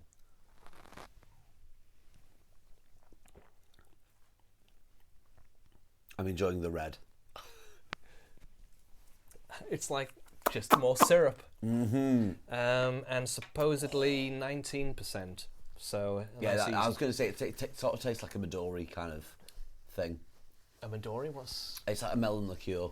Oh, okay. So it's like it's like Kahlua or something like, you know what I mean? It's never, cheers love, never too hard, but yeah, just gets enjoy you there if you have enough. Nice little aperitif or something. So I mean that's usually my trick at work now. Is like instead of having like a JMOs or whatever, if it's a Saturday night or a Friday night, I'll have like a few like liqueurs shots. Yeah. Because it means that I can have a few of them and still be able to like not be absolutely blathered by. It's one of those things that really, really does fuck with people that don't have awareness of the bar scene when you talk about how many shots you have. Because it's just I mean, there's an argument for maybe labeling as alcoholics, but it's also that thing of like it is what it is. It's like if you're working, I mean, if I was as a customer even, like if I rock up to Santi's, your working shift, like I'll buy whatever I'm drinking and we'll have a shot. Yeah. You'll see somebody else down the bar at some point and have a shot with them and get me involved. I'll have a shot. Yeah. Somebody else will turn up. They'll then need to get shots in the mix, and then we'll all have shots. That's it. As soon as it's the first thing everyone does when they first show up is like, I'll have like whatever, and then do you have a shot as well? And it's that thing of like, how many shots are we getting? I think you just say 5. It's the thing of like, like 5. Child. Whoever's around basically gets involved, and it's like it's almost you don't even know the people sometimes. Yeah, a lot of the time. It's kind of just like, oh, you're with them, you're getting a shot. You know, like my mum's second cousins, so yeah, go on then, you can have a shot as well. Like that's usually how it ends up being, really. But that's what I've taken to like having like a liqueur or like a baby Guinness is a lifesaver. I think on a shift. Like, as much as it's absolutely horrible to make them, when there's like somebody comes up and like, can I have 24 horse arseholes? I'm like, as long as one of them's for me, fine, no problem. Like, I'll happily make you them. Because, it is a ball ache, but at the same time, it's not that bad. Like, people always complain about making like shot cocktails. I'm like, why? It's easier than making an actual cocktail. And like, can you just run us through the horse arsehole? Exactly. Oh, yeah. Oh, horse arsehole. So it's a baby Guinness essentially, but with a cinnamon rim on the glass. Are we going properly for it? Explain us. So people don't know what a baby Guinness is. So you for a horse arsehole, you get what we now have at Santi's, which never was back in the day, is frozen shot glasses. Oh wow! Which was like, very classy. Because when I first started, you'd wet a napkin and just wet that on the top of the shot glass, and then you dip that in the cinnamon dust, You put about 3/4, maybe like 2/3 Kahlua. Top it up with Baileys. Put a peanut in the top. And that's the horse arsehole done. But that's why they're great, because it's like a twist on a classic. You know what I mean? It's like so simple, but everyone's like, "Oh my god, I can't believe no one's ever thought of this before." And it's also just funny to watch like awkward people be like, "Can I have 2 pints of Amstel, 3 ciders, and 6 horse arseholes?" Like, "Oh, sorry, what was the last bit again? Sorry, can you say it really clearly for me and Shout it, everyone please." else in the bar?"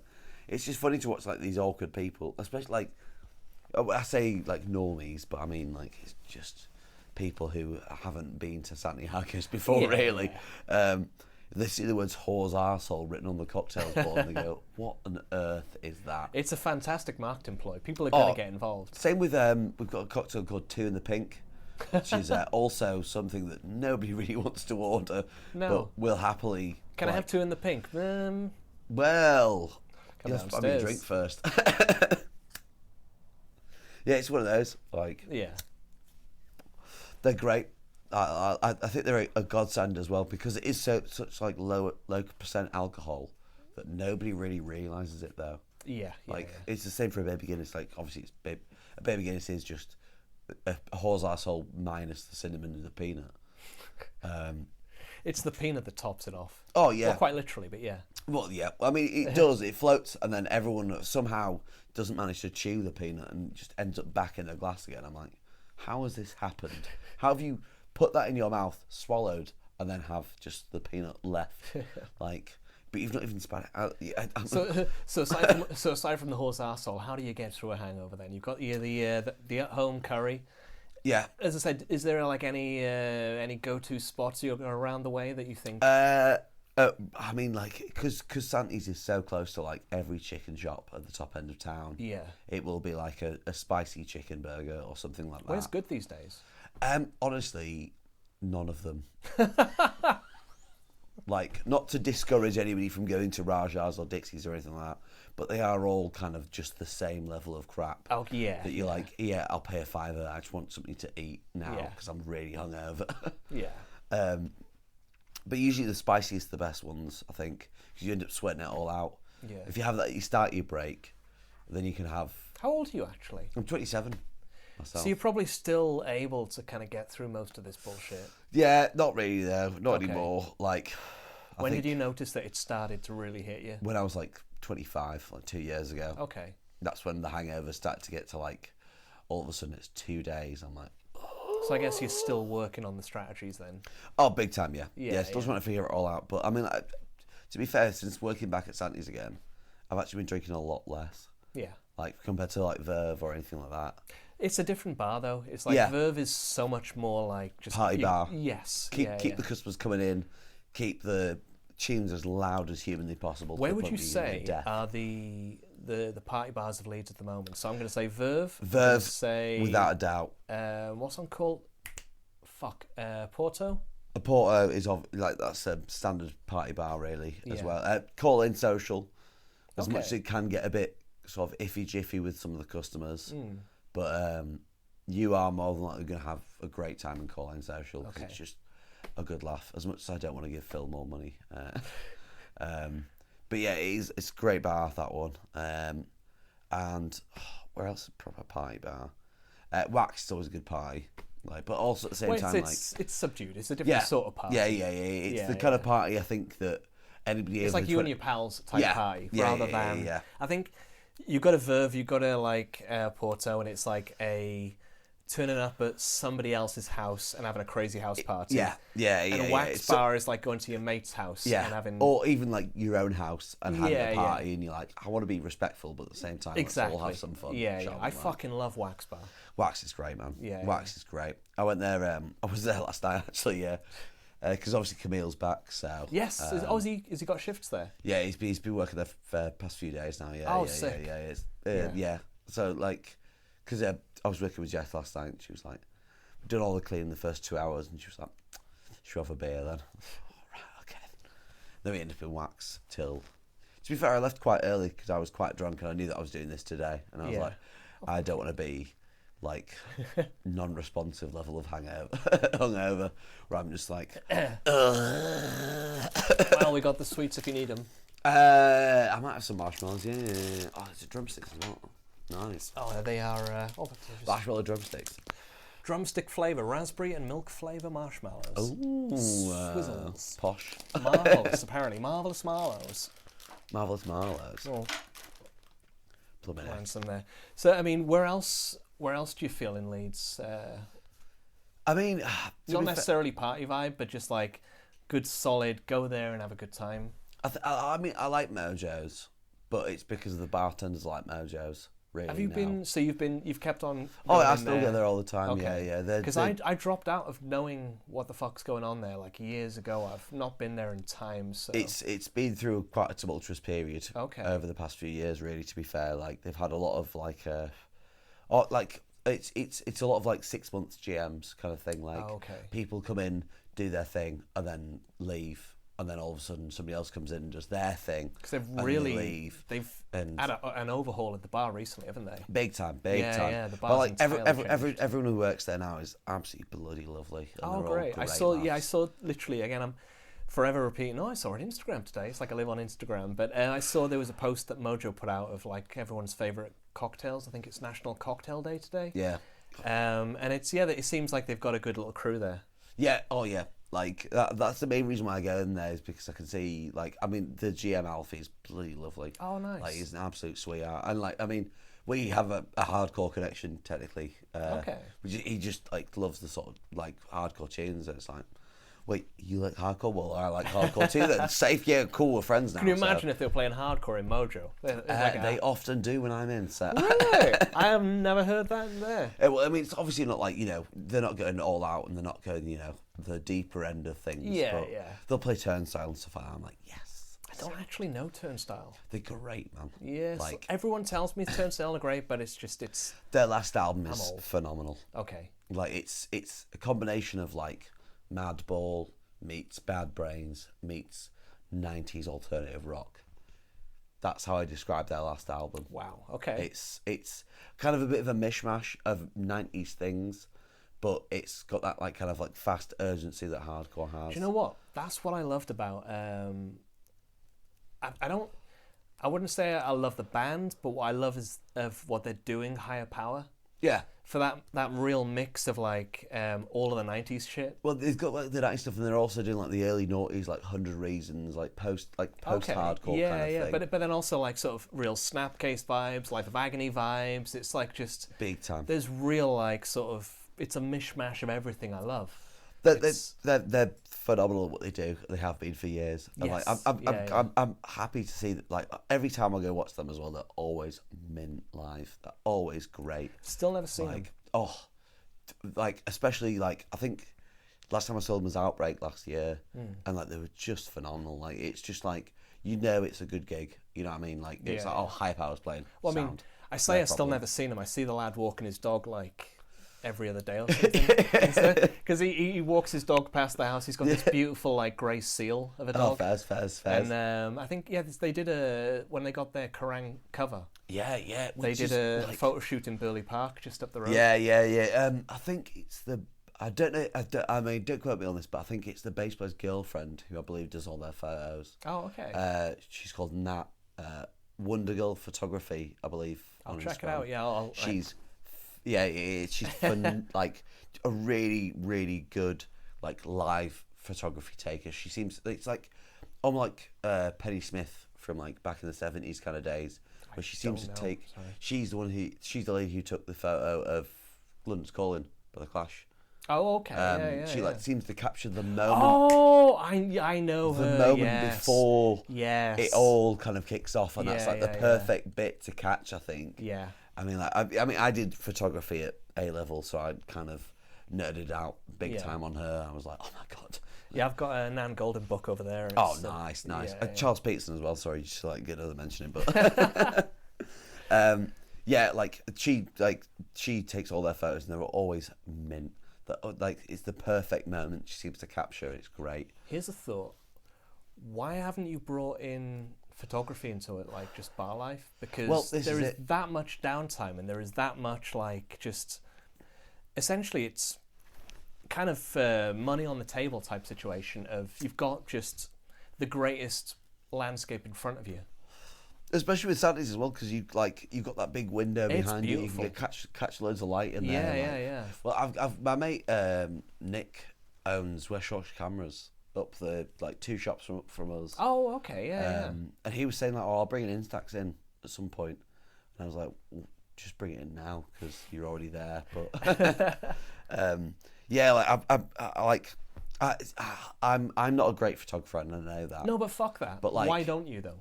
Well, I mean, it's just because like usually I'm quite drunk on shifts. It's usually like blurry moments. Beyond that, I why end up don't you? catching? Well, I don't know. Why? To be fair, I think that's the side of things. I mean, I follow a lot of photographers on Instagram and stuff. So you've got an interest. Yeah, You've got the ability. But I think I think a lot of other people tend to capture moments that I don't think I'd be able to capture, kind of thing. I think you should do this. I'll try it out. I'll try it for like a couple Fucking months. Instax, but like just. Oh yeah, I mean like any sort of camera would be fine by me. Like. Yeah. I genuinely think that this is something you should. I mean, I'll try it some. out. Like, because especially Santi's is like. Oh, it's such a great spot. It's such a weird vibe that like you get all these different people. And you know when you say that whole aspect of that lass's photography, a lot of what she nails the moment because she knows the pre-moment, you know those moments. You know you've probably got like, even without like fully acknowledging it, you can pattern recognize what's going to happen next in any number of situations. True.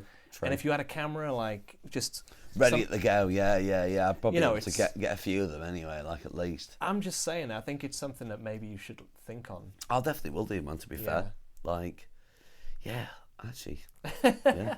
But also, like, so my little brother, he does photography at uni, and I'm like, oh, I don't really want to steal his thunder, because Fuck I'm that. He better doesn't. then. Again, to use that horrible term, but it's money on the table for where you are and who you are, who you know. It's like True. your brother wouldn't be able to get the same shot with like anyone. Say Izzy, you walk into Wax Bar and you want to get a shot. You want to get shots with Izzy working. Yeah, true. She's going to be super conscious of your brother because she doesn't know him and all of these. Yeah, Any number of. yeah. It's like when you work with a photog that like you're comfortable with. Whereas unfortunately everybody knows me. Everyone knows you. Everyone's comfortable with you, and they'll probably show you a side that they wouldn't show anyone else. Yeah, true. Anyway, I'll leave the sales pitch on that, but I genuinely think that you should. Yeah, I mean, I'll try that out for a while. Yeah. I mean, I'm trying to at the minute trying to do a cinema night. Oh, okay. Because there's loads of like independent film nights over in Leeds. Grindhouse or something. Yeah, well, that's what I was definitely going to do it. Yeah. Paul is always open to that. That's sort it. of thing. Like, so I said to him, I was He's like, so good for that. So like, there's all these film nights happening around Leeds, and they're always like, oh yeah, we're going to shoot this classic 1970s film, and I'm like, cool. I don't really care though. Like, I probably know, yeah. think that like There were those slime nights that they did recently, and it was like.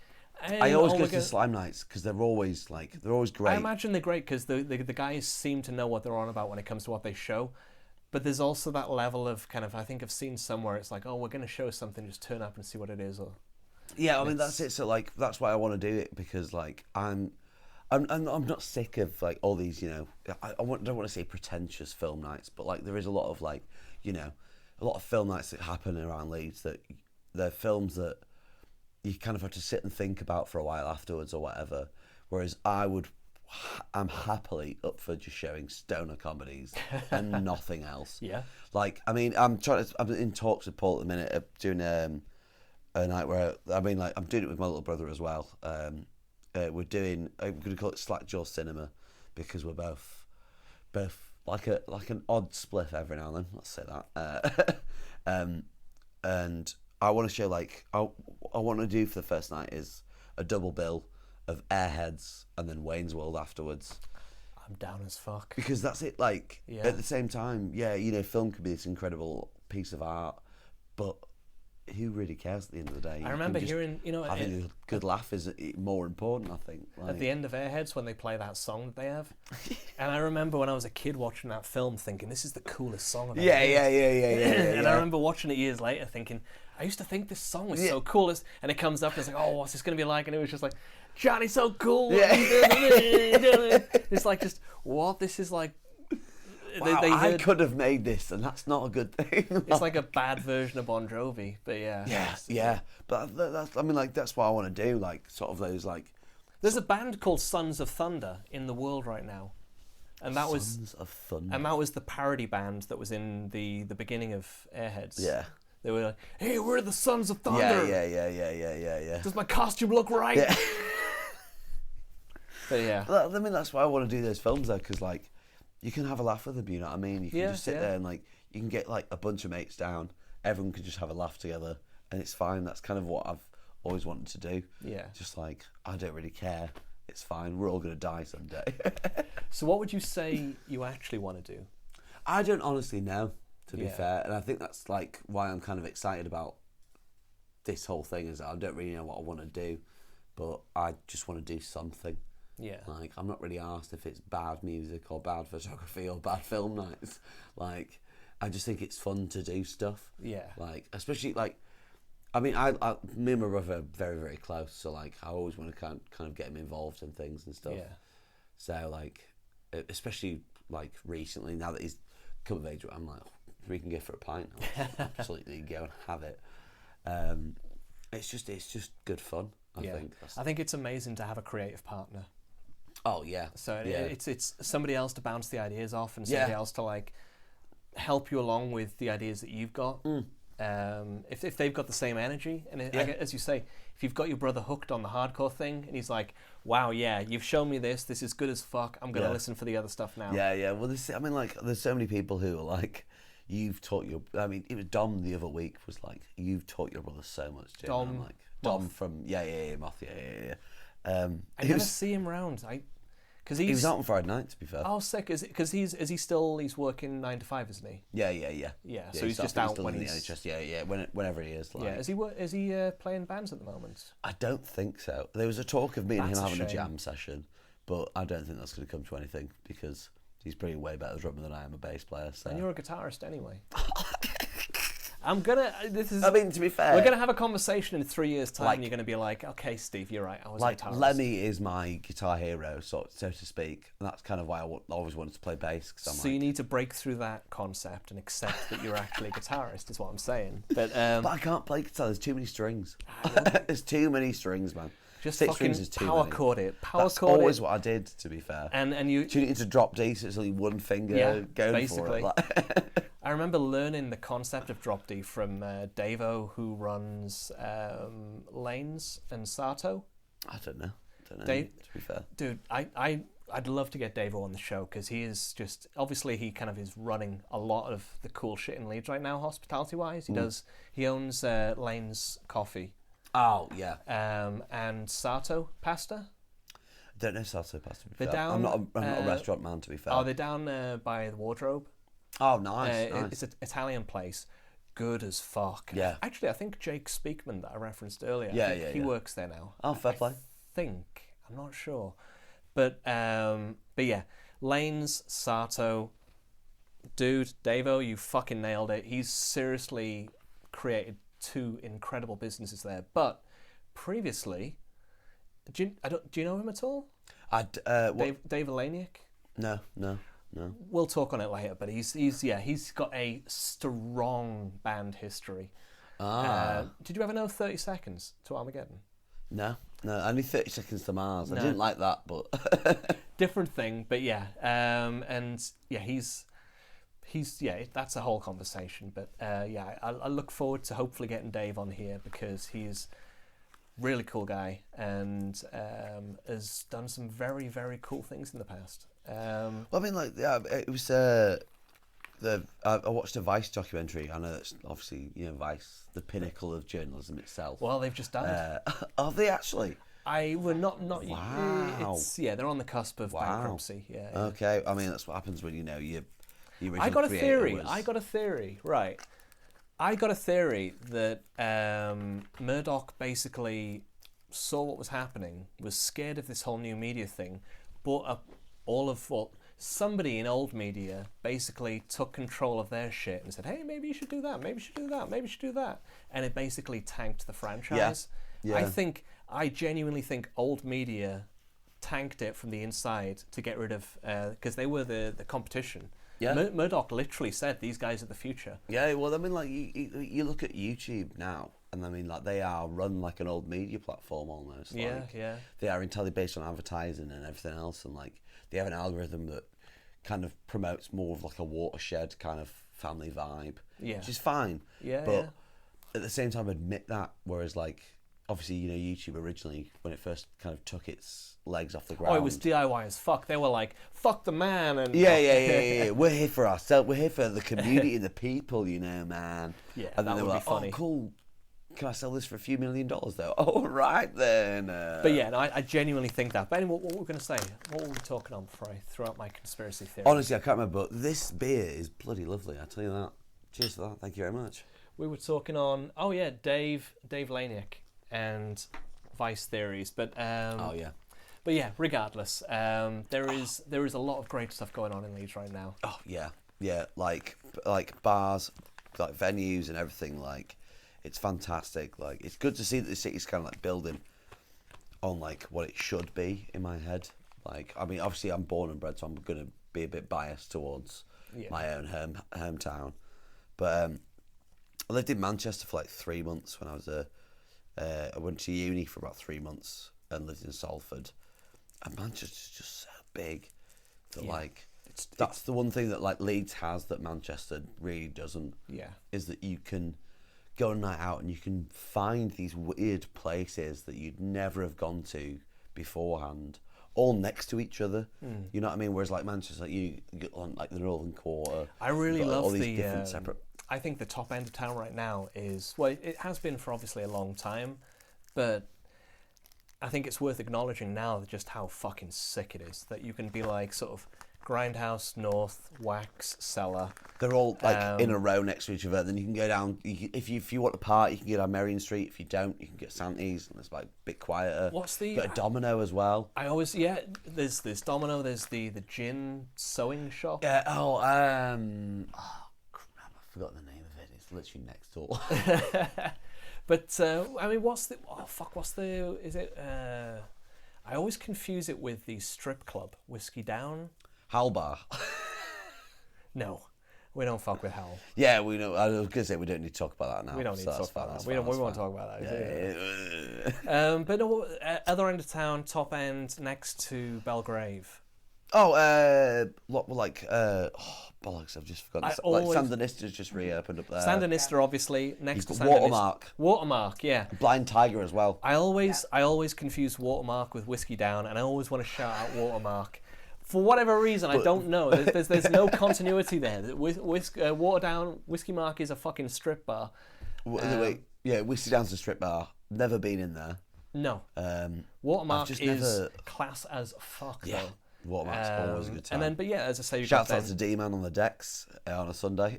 Oh, okay. Has it got chills vibes on there? Oh yeah. I mean, like the bloke who sometimes does a Sunday DJ set, D-Man. He's a bit of a legend now. Okay. He just does everywhere now. Like he works does DJ sets at Hyde Park Book Club, which is where my housemate works. I would say Watermark is one of those spots where you have to be aware of it. And to get in there early doors, there's like... Oh, it's such a tiny room that you have to like... 5-6 places to sit. Yeah. And it's a seriously high-level spot. Yeah. Once you get in there, you're in there, and you don't need to move anywhere else, really. Yeah, then, yeah. Like, you're and in for a good night. I'd say, from what I understand, one of the best Guinnesses in the city. I'm not a fan of Guinness myself. I'm not either, but Weirdly if you enough. are a fan, you can get it there.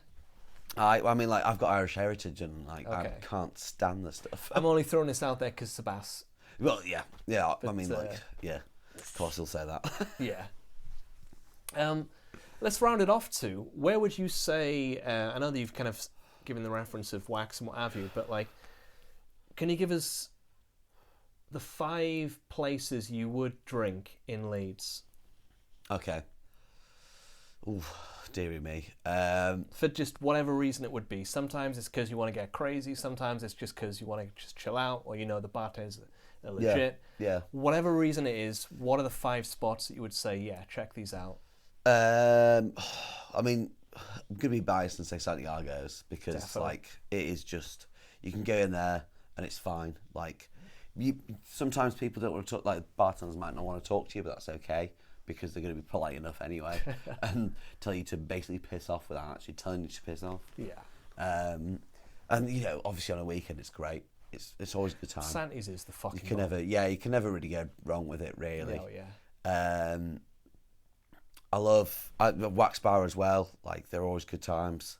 Grindhouse again, like, is great. Like, it's just a lot of fun. Is Grindhouse, and like, my favourite thing about Grindhouse is the fact you can just go in and watch a film on silent and just chat to your mates. Like, I mean, I think I was in there the other night and they were playing like Spy Who Shagged Me, Austin Powers. And like, we were just laughing that we knew every single line in the film that was on. However, it wasn't playing the sound. And then they have like the reverse forward. Yeah. In the tunnel. And yeah. Have you seen it? There's somebody put out a book of the Austin Powers, and they've like written out that scene. And then I went forward for a bit, and then I went back for a bit. They've got literally just that little scene written out. I've not seen that, but that. But yeah. Anyway, sounds mint. But yeah, like Wax, Grindhouse. We've got 3. We need 2 more. Break out of this area. Where are you going further out of town? Or further Hyde out Park into Book town? Club. Okay. Is one of my favourite spots because you can go there and you can like just like it's a proper sit down. When you go in there, do you go in? Which way? I'm not a regular, so I don't really know how to the fuck main with the bar place. bit. Yeah, that's because my housemate works there, and I'm like hoping that I can swindle a free pint off of him. Is that is that like always open, or is that daytime cafe? I mean, the whole thing's now always open, which is great. But they tend to shut off the smaller snug bit, which is what they call it. Yeah. Earlier on, just because it is the smaller part, and it's like can't really. It's like daytime. Yeah. Either that, or they'll have like. I mean, they always have like craft sets, and like they have like zine making clubs there. And I fucking love chess Hyde clubs Park and Book stuff. Club. Like, it's Hyde Park great. Book Club has been one of those things that landed in Leeds, kind of under the radar. I think big time. I mean, it started off as just like that little snug bit, and then you had the fancy dress shop next door. Do you know door. Mark Crossley? He runs Released Records in Corn Exchange. Oh, yeah, Marco. Yeah. Didn't Marco? I sold all my records to him. Oh, okay. Didn't he have an involvement in Hyde Park Book Club originally? I'm not entirely sure, to be fair. I'll have to give him a chase on that. But yeah, I seem to remember he had an involvement. I know they've just bought LS6 Cafe, to be fair. Oh, okay. Yeah, well, I don't know if they bought it or if they're just going to start renting it out now. Yeah. But that place closed, obviously, after lockdown because I mean, like, LS6 was one of those places that, like, it didn't know what it was. Yes. And, like, perpetually didn't know what it was. Yeah. And, like, for years it was just like, oh, yeah, we're a jazz bar. Oh, no, we're not. We're actually a cafe. Oh, no, we are a jazz bar. Oh, no, we're a metal bar. Or, like, it's like, pick a side and stick on it, for God's sakes. But, yeah, they've That's recently... Yeah, it was after the lockdowns when they were like closing at like random times. Yeah, they're closing at like 4 p.m. No, or whatever. I'd been up there recently. I'd noticed that LS6 had closed down. But is it Le Cafetiere? I think. Yeah. Le Cafetiere up on Hyde Park Corner. Yeah. I've gone in there a few times recently for their. Is that the one that's like a few, like just after the? Because they T junction then did a cross, but it's kind of on the corner of. On that corner, yeah. But Le Cafetiere, absolutely fucking banging fry-ups, and they do a range of breakfasts, and it's like your sort of your basic sort of British fry-up, but then they do a whole range of continental versions, and there's one called the Babylonian breakfast that just looks insane. It's like sort of a bread with beans and dips and all sorts of fucking stuff. Those breakfasts have been legit for over 10 years. Yeah. Well over a decade. Yeah. I'm just going to say, Bez and I used to do breakfasts there when Home's offices were around the corner. Wow. So yeah, I would say Le Cafetiere. Did they do an Irish banquet? I don't know what that is, pal. It's every type of potato you've ever had in your entire life. It's great. Potatoes. Yeah, mashed potatoes. Got dolphiniers, you got, potato cakes as well, if you're fancying a bit of a posh vibe. Like the, what's the, the Indian vegetarian place in town, Bundabust. Oh, yeah. So Bundabust, they are so in love with fucking potatoes, they then, they put like a potato in a bap. What was that? The Badapav? Yeah. Sounds good. Badapav dish. Spicy potato burger. So I mean, like my godfather, when he was a student, used to have mashed potato sandwiches. It was literally what it is on a tin. Like you'd just get toasted bread, mashed potatoes in between. Beautiful. Any condiment? No, well, I mean, like, because he was a student at the time, I think it was a bit of a. If he had the money, he'd get condiments. If not, Bit of ketchup, bit of maybe. butter, sorted. Margarine. Oh well, yeah. I mean, yeah, I'd pick margarine anyway, but I think because he's Irish, it would be 100% butter. So we need one more spot. Book club, and then maybe I don't know. Even though it's not technically a bar, I don't want to say boom. Actually, let's go a bit more in the main centre of town. I love Neon and I love Porto as well, but I think I'm gonna have to give it Colin Social. Okay. Like it's just stable. Yeah, like it's one of those places that like I always end up with my mates when we're having a wild night out. Yeah. Like, you know, we've all done some things that maybe we shouldn't have done. Maybe we won't tell our mothers about, and we'll just go for it. And like, especially like that 3 to 4 spot that used to happen there from like 3 a.m. till 4 a.m. when they just play loads of hip hop. Oh, like, okay. Current hip hop that I was like, here we go. This is a banger. Yes. Yeah. Like, it was the only place in town that I'd ever heard Denzel Curry played like over the speakers, other than me playing it myself. Yeah. Or like when I remember one time you asked me for Ultimate by Denzel Curry and Santi's, and I've never had everyone in the entire bar and the staff turn on me so quickly that people are wrong. That's what I can say. Hey, people are very wrong, especially when it comes to Denzel Curry, of all people. I mean, look at him now. Yeah. Do you know what? Actually, I'm going to change my mind. Fuck CLS. Nation of Shopkeepers. Even more controversial. Yes. Because it's what? Just even more stable? Well, no, I think the bartenders there are fucking mint. Oh, okay. Like, they're all bloody lovely people. Yeah, and, like, yeah. you can go in. I remember and, like, Wilbs used to work there way back in Wilbs the worked day. there as well. Yeah. I did a trial shift for them at one point as well, when Wilbs was working there. Oh, okay. But it's like, yeah, I've met some of the best bar people I've met are from Nation Shopkeepers. Like Hannah, Stacey, who used to work there, she now works at bollocks. I think it's one of the North bars, but I think it's the one at the bottom end of town near Park Square. She works in that one with the Bow Buns, I think. But yeah, I think it's great. Like, it's just a really chilled out spot. You can get some really nice food and just like not even like the one thing I always look for in like bars is like music, and that's the one spot where you can not even care what music's on. It's just always a good time. Yeah.